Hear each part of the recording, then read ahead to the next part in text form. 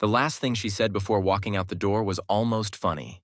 "Don't be dramatic," she sighed, adjusting her coat in the mirror. "If you ever stop being useful, I'll just swap you out. There are plenty of guys who jump at this." It wasn't screamed. It wasn't even said with anger. It was said the way people talk about canceling a subscription they've outgrown. For a second, I waited for my chest to tighten, for my face to flush, for the familiar urge to explain myself. Instead, something quieter happened. My feelings didn't explode. They simply shut down, like a switch was flipped.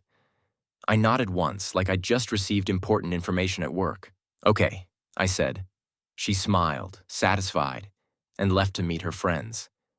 That night, I didn't sleep. I didn't spiral or cry. I made a plan. And the next morning, her swap you out fantasy ran straight into the reality of contracts, bills, and names on paperwork. My name is Jonah. I'm 34. I work in risk and compliance for a mid-sized finance company. I'm not rich in the private jet way, but I make enough that I don't stress about groceries, and I have the kind of boring stability I used to think was the greatest gift I could offer someone. I grew up in a home where stability was rare. My dad bounced between jobs. My mom kept everything together with sheer willpower and late-night budgeting. We weren't starving, but we were always one bad month away from panic. When I finally got a stable career, I promised myself I would never live with that constant fear again. So when I fell in love, my default setting was protect, provide, make it easier. That's how I met Tessa. We met at a friend's housewarming. She was the kind of person who filled a room without trying. Sharp, stylish, confident. She spoke quickly, like she had 3 thoughts ahead of everyone else. She told stories about events she'd been invited to, people she knew, projects she was working on. She was funny, flirtatious, and relentlessly certain she was meant for a bigger life. I was drawn to her like a moth to a neon sign. For the first few months, everything felt normal. We went on dates, stayed up too late, learned each other's habits. Tessa worked in creative consulting, which mostly meant she freelanced on and off while posting online about the lifestyle she was building. I didn't judge it. My job was corporate and structured. Hers seemed free. I liked the contrast. When her lease ended, she suggested moving in together. I had a 2-bedroom apartment near my office. My lease was in good standing, my income qualified for it easily, and she was there most nights anyway. It seemed logical. At first, she contributed. Not 50-50, but something. She'd buy groceries sometimes, pay for her own salon appointments, cover a few dinners. I didn't keep score. Then her projects slowed down. It started with little things. She asked if I could handle her phone bill just until the next client pays. I added her line to my plan. She said it was temporary. Then her car started having issues and she complained that taking rideshares made her look unstable. I helped with repairs. When the repairs didn't last, she asked if I could lease a newer car. She said she needed it to meet clients and maintain credibility. Her credit wasn't great, so the lease went under my name. She promised she'd pay me back. She didn't. Then she got sick and realized she didn't have proper health coverage. I added her to my plan. She called it one less thing to worry about. I called it love. It wasn't one thing. It was a pattern. The temporary help became a standard. The standard became an expectation. And the expectation became an attitude. If I asked about money, she made it about my personality. "Why are you like this?" she'd say, rolling her eyes. "You're obsessed with control."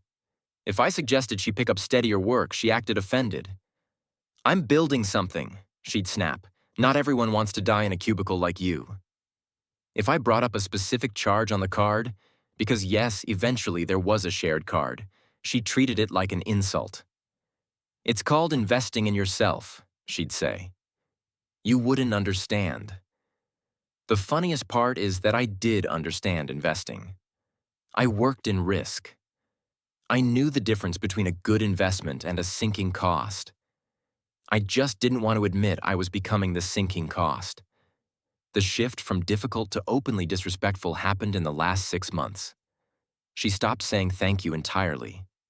She started mocking my work, calling it paperwork for people who are scared of real life.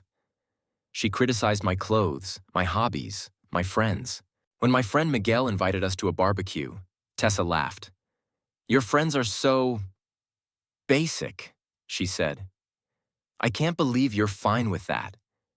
I was tired all the time, not from work, from managing her moods, from walking carefully around conversations that could become fights, from paying for a life that somehow never felt peaceful.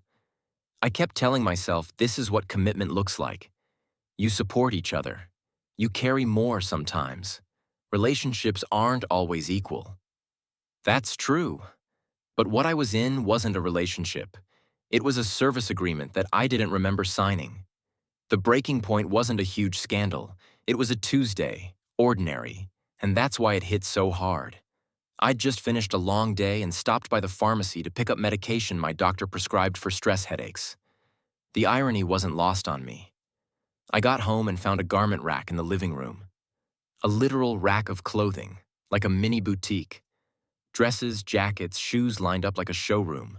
Tessa was filming herself in front of the window, talking into her phone with an excited voice I hadn't heard directed at me in months. She stopped recording when she noticed me, then immediately looked annoyed, like I'd interrupted something important. "Oh, good, you're home," she said. "Can you not stand in the frame?" I set the pharmacy bag down, stared at the rack, and checked my phone. A notification. $2,450 charged to the shared card. A boutique I didn't recognize. "What is all this?" I asked, keeping my voice level. "Wardrobe pull," she said, like it explained everything. "I'm doing a collaboration. I needed options." "We talked about the card limit," I said. "Last month." She sighed dramatically and pinched the bridge of her nose like I was exhausting. "Jonah, you make good money. Why are you acting broke?" "I'm not acting broke," I said. "I'm acting like an adult. I'm not comfortable funding thousands of dollars in clothes while you don't have consistent income." Her eyes narrowed. "So what? You're trying to shame me?" she asked. "Because that's not going to work." "I'm not shaming you," I said. "I'm setting a boundary. The spending stops. If you want this lifestyle, you need to contribute to it." For a moment, she stared at me, then laughed, a dry sound with no humor. "You really think you have power because you pay for some things," she said. "I pay for almost everything," I corrected. She stepped closer, lowering her voice like she was teaching a child. "And you do it because you need me," she said, "not the other way around." I blinked. "What does that even mean?" She smirked and glanced at her phone screen, checking her hair in the reflection. "You're stable," she said. "Predictable. Safe. You'd be boring by yourself. I make your life look good. I bring the energy, the image, the social life. You'd fade into the background without me." My stomach went cold, not from fear, but from recognition. This wasn't an argument. This was a confession. She continued, casually cruel. "You think if you leave, I'll be devastated?" she said. "Please, I could replace you in a week. You're a type. There are 10 guys who'd love to pay for this and brag about it." Then she delivered the line that ended everything. "Don't be dramatic," she sighed. "If you ever stop being useful, I'll just swap you out." There it was, the contract, spoken out loud. I waited for anger. It didn't come. Instead, my attraction evaporated, like fog burning off in sunlight. I looked at her and I didn't see a partner. I saw a liability, a risk with a constant monthly cost and no return. "Okay," I said, in a voice so calm it surprised me. She blinked, thrown off by my lack of reaction, then shrugged like she'd won. "Good," she said. "Now I'm late." She grabbed her bag and left. That night, I lay in bed while she laughed on the phone in the living room, telling someone about putting me in my place. I listened, not with sadness, but with the detached attention of someone studying a pattern they'd ignored for too long. At 2 a.m., when the apartment finally went quiet, I got up and opened my laptop. I created a spreadsheet with 3 columns. Item, account/provider, action. Car lease, insurance, phone plan, streaming subscriptions. Credit card authorized user, gym membership, storage unit. Even the smart home devices I'd installed, the ones she controlled like she owned the place. I wasn't doing this for revenge. I was doing it the way I approached work. Identify exposure, reduce risk, close loopholes. At 6 a.m., I packed a duffel bag with essentials, passport, work laptop, important documents, a week of clothes. I left everything else. I didn't want a confrontation. I wanted clean separation. Then I went downstairs to the garage. My car sat next to the silver SUV I'd leased for her. She loved that SUV more than she'd ever loved me. She called it my baby. It wasn't hers. It was mine on paper, and paper is what reality runs on. I used the spare key, got in, and drove it to my office building, where we had secure underground parking. I parked it in a corner spot on the lowest level, locked it, and walked away. Step 1. Assets secured. I stopped at a cafe near my office, ordered coffee, and opened my laptop. First, the shared card. She was an authorized user. I removed her access. The screen asked if I was sure. I clicked yes. I did the same with the secondary card tied to my account. Second, the phone. I logged into the provider and placed her line on immediate suspension. Not cancellation. Suspension. It would shut off service instantly, and it would leave a clean trail on my account in case she claimed something dramatic later. Third, subscriptions. I changed passwords and logged out devices. Petty? Maybe. But if she wanted to swap me out, she could also swap out her own entertainment. Fourth, insurance. I scheduled removal effective the next billing cycle, following the policy rules. No illegal nonsense, just termination of benefits I paid for. By 9 a.m., I was at the leasing office for the apartment. The manager recognized me. She smiled politely, the way people do when they know you're the one who pays. "Everything all right?" she asked. "I need to end the lease," I said. She blinked. "You have 5 months left." "I know," I said. "I'll pay the penalty today." She explained the fee, the deposit forfeiture, the paperwork. It was expensive, not ruinous, but painful. Still, I felt my shoulders loosen as she spoke, like every dollar I agreed to pay was buying back oxygen. When she asked if my partner would be signing anything, I kept it simple. "The lease is in my name," I said. "I'm ending it. What happens next for her is between her and your office." The manager's expression changed slightly. Recognition, then professional neutrality. "If she can't qualify a loan, we'll issue the required notice," she said carefully. "I understand," I replied, and signed the papers. By 10:30 a.m., it was official. I was no longer responsible for that apartment after the notice period, and I had paid the cost to get out. I walked back to my office feeling weirdly light, like I'd set down a heavy backpack I'd convinced myself was part of my body. I worked for a few hours with my phone on silent. At noon, I checked it. My screen looked like a crisis hotline. Missed calls, dozens of texts, all from Tessa, escalating in tone like a live breakdown documented in real time. "Where's the car? Did you take it for service?"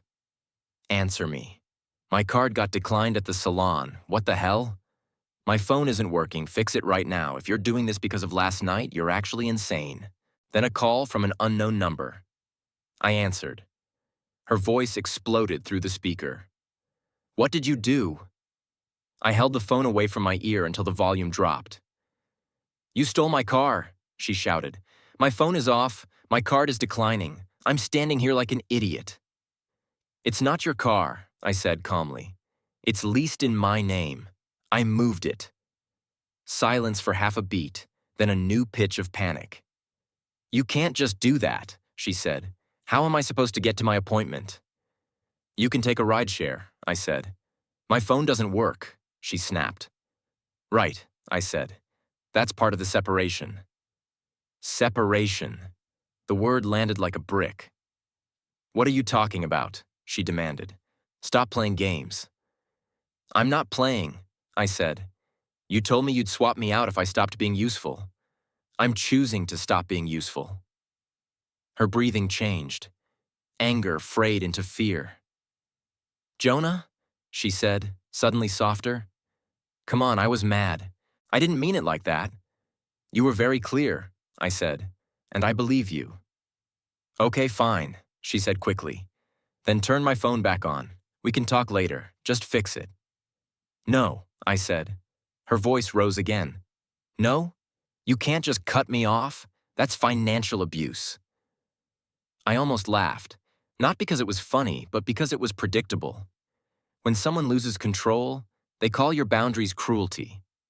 It's not abuse to stop paying for someone who threatens to replace you, I said. It's a consequence. There was a pause, then a sudden shift into bargaining. Where are you? She asked. When are you coming home? I'm not, I said. What do you mean you're not? Her voice cracked. We live together. I ended the lease, I said. There will be a notice. You'll have time to figure out your next steps. The line went dead silent. I could hear her breathing, small and fast.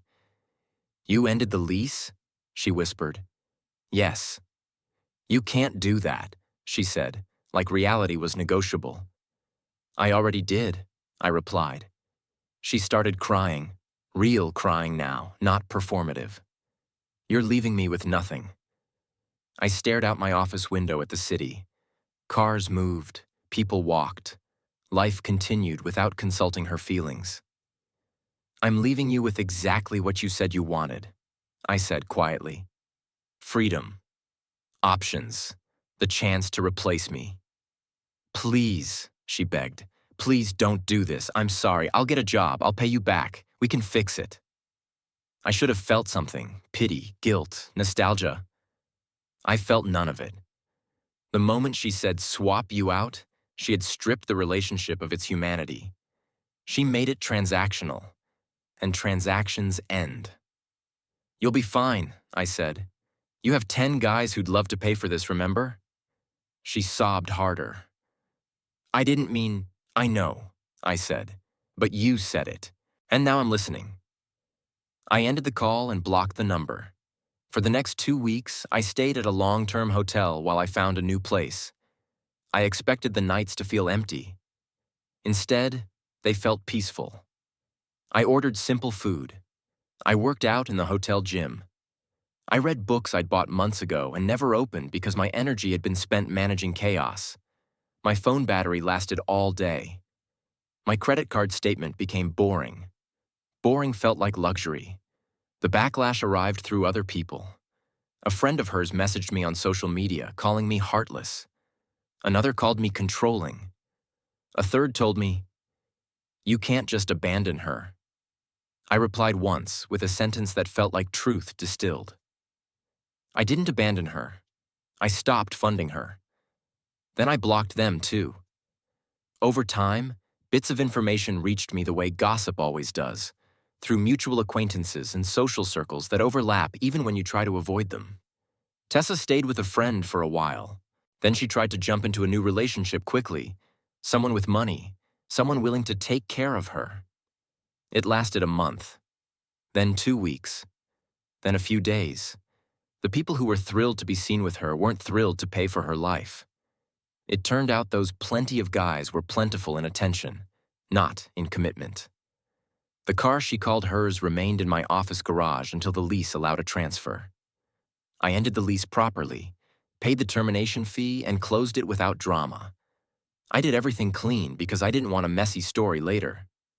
I wanted a boring paper trail. By the time I moved into my new apartment, my mind felt clearer than it had in years. I reconnected with friends I'd neglected because Tessa didn't like them. I started saying yes to invitations again. Miguel's barbecue, trivia nights, hiking trips. I laughed more. I realized how much of myself I'd edited down to keep someone else comfortable. I also went to therapy, not because I thought I was broken, but because I wanted to understand why I stayed as long as I did. The answer wasn't complicated. I confused providing with loving. I thought if I became useful enough, I'd become irreplaceable. It doesn't work like that. After a while, I started dating again. Slowly, cautiously. I didn't lead with money. I didn't try to impress. I paid attention to how people reacted to boundaries, to small disappointments, to the word no. That's how I met Claire. Claire was a physical therapist with strong hands and an even stronger sense of self. On our first date, she showed up on time, asked thoughtful questions, and didn't treat my job like a punchline. When the check came, she reached for it without hesitation. "I can cover mine," she said. I almost choked on my water. We didn't argue about it. I paid that time, she paid next time, and the world didn't end. It was such a simple thing, but it felt like stepping into a different universe. A universe where partnership meant two adults, not one adult and one dependent with demands. Almost a year after I left, I saw Tessa again. It was a Saturday afternoon at a crowded outdoor market. I was there with Claire, looking for flowers and fresh bread. I turned around to grab something and nearly bumped into a familiar perfume. Tessa stood there, holding a small shopping bag. She looked good in the way people can look good even when life has knocked them down. Makeup applied, hairstyled, outfit chosen carefully. But there was something missing. Not beauty. Confidence. The effortless superiority she used to wear like jewelry. Her eyes widened when she saw me. "Jonah," she said, as if she hadn't rehearsed my name in her head 100 times. "Tessa," I replied, neutral. She glanced at Claire's hand in mine and forced a smile. "Wow, you look great." "Thanks," I said. Her gaze flicked over me, calculating, searching for old buttons to push. "I've been thinking about you," she said softly. "About us. I know things ended badly. I said things I shouldn't have." I didn't respond immediately. I watched her face the way you watch someone approach a door you've already locked. She stepped closer, lowering her voice. "I was stressed," she continued. "I didn't mean it. You know that, right? I didn't actually think you were replaceable." I almost laughed, but I didn't want to make a scene. "You did think that," I said calmly. "You just didn't think I'd take you seriously." Her face tightened. "Come on," she said. "We were good together." "We were comfortable for you," I corrected. Her eyes darted to Claire again, a flash of irritation. "I've changed," she insisted. "I've learned a lot, and honestly, it's rough out there. People don't treat you well. They're selfish. You were different." Claire squeezed my hand gently, a silent question. "Are you okay?" I was more than okay. I was free. Tessa tried one more time, voice soft, almost pleading. "Can we talk? Just coffee? I miss you." I stepped back slightly, creating space without aggression. "I don't think that's a good idea," I said, her expression sharpened. "Why? Because you're still mad?" "No," I said, "because I'm not." That confused her more than anger ever would. I looked at her with steady honesty. "You taught me something," I said. "You taught me that being needed isn't the same as being loved. And you taught me what happens when I ignore disrespect because it's wrapped in charm." She swallowed. "So that's it?" "That's it," I confirmed. For a second, her mask slipped. Not into tears, but into emptiness. She looked like someone who finally realized the game ended the day she revealed the rules. "Good luck," I said, and meant it in the most distant way. Not because I wanted her to win, but because I was done caring whether she did. Claire and I walked away. The crowd swallowed us. The moment faded like a scene cut from a movie. Later that night, in my quiet apartment, I thought about that first sentence again. "If you stop being useful, I'll swap you out." There was a time that would have terrified me. The idea of being replaced, of being left, of not being enough. Now it felt like the best gift she ever gave me. A brutally honest glimpse into how she saw me.